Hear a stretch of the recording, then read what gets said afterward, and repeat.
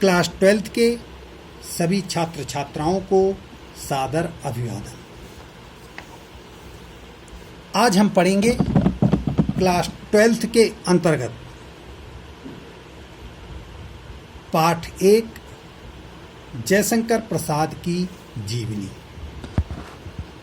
जैसा कि आप सभी जानते हैं, जयशंकर प्रसाद छायावाद के चारों स्तंभ सूर्यकांत त्रिपाठी निराला, महादेवी वर्मा, सुमित्रा नंदन पंत और स्वयं जयशंकर प्रसाद, इनमें एक प्रमुख स्तंभ थे।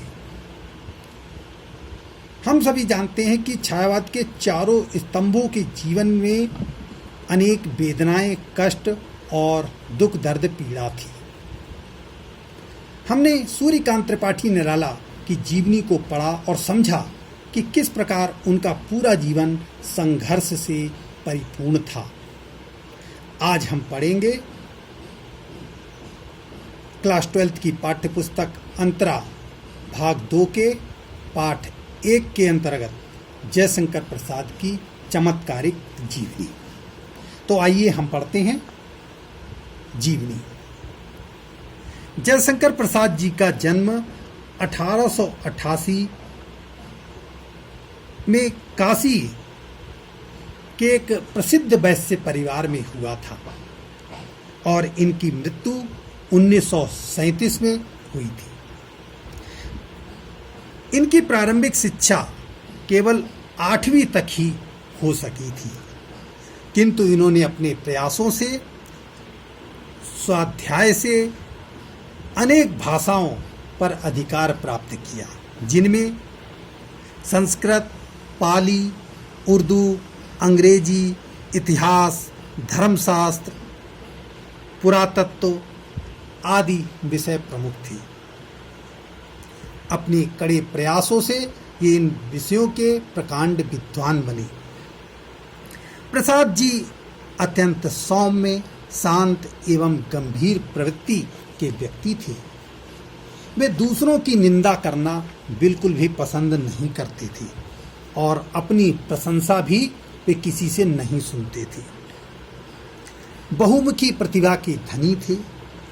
मूलतः कवि होने के साथ साथ वे नाटककार, उपन्यासकार, कहानीकार और निबंधकार भी थे।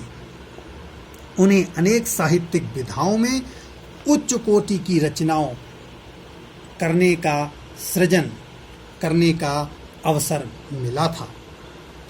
जयशंकर प्रसाद जी साहित्य में राष्ट्र भावना को प्रमुख स्थान देते थे।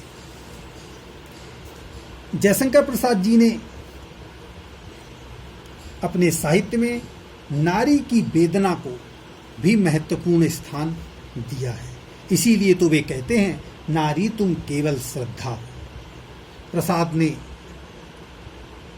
अपना एक आत्मकथ्य लिखा था।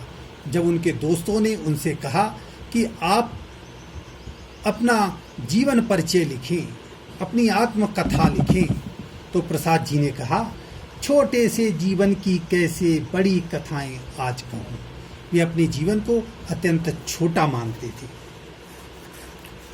हम इनके संघर्ष की कहानी को अब पढ़ते हैं। इनके पिता का नाम शिवरतन साहू था, जो काशी के एक प्रतिष्ठित व्यवसायी थे और इनके परिवार में सुंगनी नामक तमाकू का व्यापार होता था। इसीलिए इनका परिवार सुंगनी साहू के नाम से जाना जाता था। प्रसाद जी का बचपन बड़े वैभव, उल्लास और खुशियों के साथ व्यतीत हुआ था। बचपन में ये कलाधर उपनाम से कविताएं लिखा करते थे। इनकी भाषा खड़ी बोली थी। जन्म इनका 1988 में और 1901 में जब ये मात्र 13 वर्ष के थे तो इनके पिता की मृत्यु हो गई।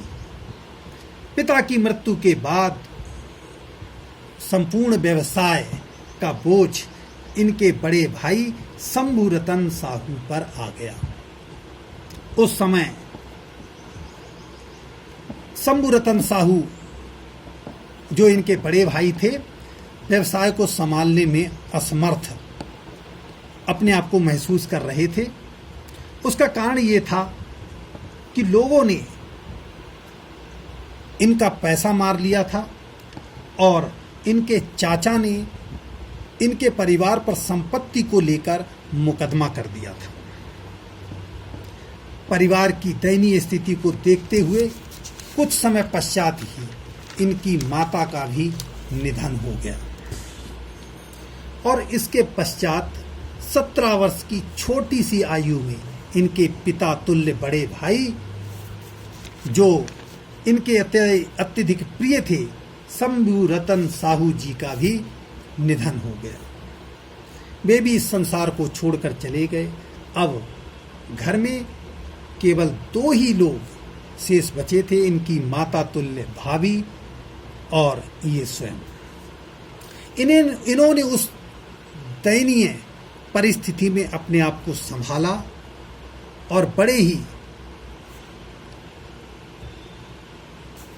प्रयासों के साथ अपने व्यवसाय को संभाला।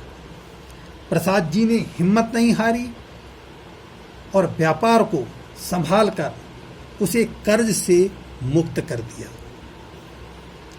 उन्होंने सर्वप्रथम अपना विवाह किया, लेकिन दुर्भाग्यवश कुछ समय पश्चात ही इनकी जो पहली पत्नी थी उसका भी निधन हो गया। फिर उन्होंने अपने प्रयासों से अपना दूसरा विवाह किया, लेकिन विधाता को कुछ और ही मंजूर था। इनकी दूसरी पत्नी का भी कुछ समय बाद निधन हो गया। फिर उन्होंने तीसरा विवाह किया। इस प्रकार प्रसाद जी के जीवन में संघर्ष और कठिनाइयों का दौर चलता रहा।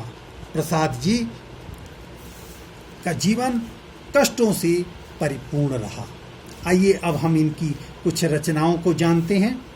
प्रसाद जी की प्रमुख रचनाओं में अजातशत्रु, चंद्रगुप्त, स्कंदगुप्त, राजश्री, ध्रुव स्वामिनी ये इनके प्रमुख नाटक थे।